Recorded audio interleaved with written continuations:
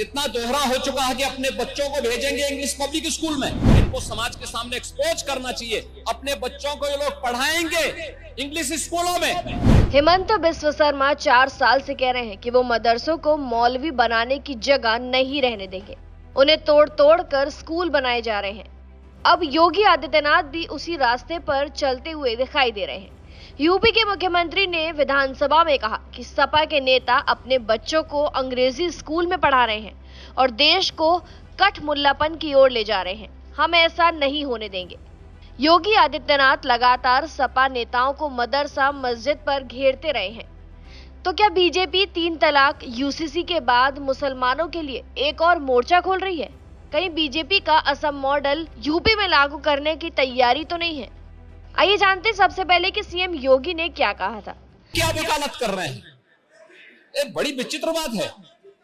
आप मुझे बताइए, मैं इसीलिए कहता हूं कि आप समाजवादियों का चरित्र ही इतना दोहरा हो चुका है, इतना दोहरा हो चुका है कि अपने बच्चों को भेजेंगे इंग्लिश पब्लिक स्कूल में और दूसरों के बच्चों को बोलेंगे कि एक गांव के उस विद्यालय में पढ़े जहां संसाधन भी नहीं है। इनको समाज के सामने एक्सपोज करना चाहिए। अपने बच्चों को ये लोग पढ़ाएंगे इंग्लिश स्कूलों में और दूसरे के बच्चे के लिए अगर वो सुविधा सरकार देना चाहते हो, कहते नहीं उर्दू पढ़ाओ इसको। वहीं योगी के इस बयान पर सियासी हंगामा मच गया। अखिलेश यादव ने भी इसका विरोध किया। उन्होंने कहा कि मौलाना और योगी दोनों बनना अच्छी बात है, लेकिन बुरा योगी बनना अच्छा नहीं है।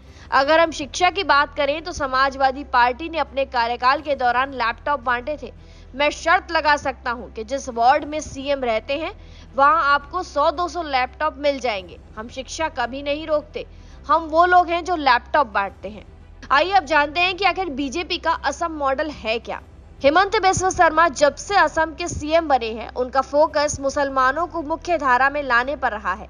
वो कहते हैं कि जब सबके बच्चे अंग्रेजी साइंस पढ़ रहे हैं तो मुस्लिम परिवारों की बेटियां और बच्चे क्यों नहीं।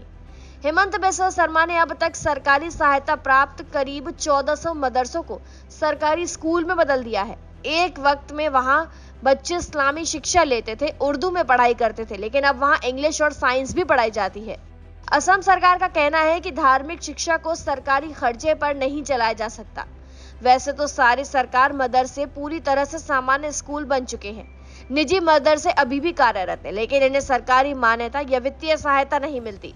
असम सरकार ने गैर पंजीकृत मदरसों की जांच और निगरानी भी बढ़ा दी है। वहीं सरकार के इस फैसले का मुस्लिम संगठनों और कुछ राजनीतिक दलों ने विरोध किया, क्योंकि वो इसे धार्मिक स्वतंत्रता में हस्तक्षेप मानते हैं।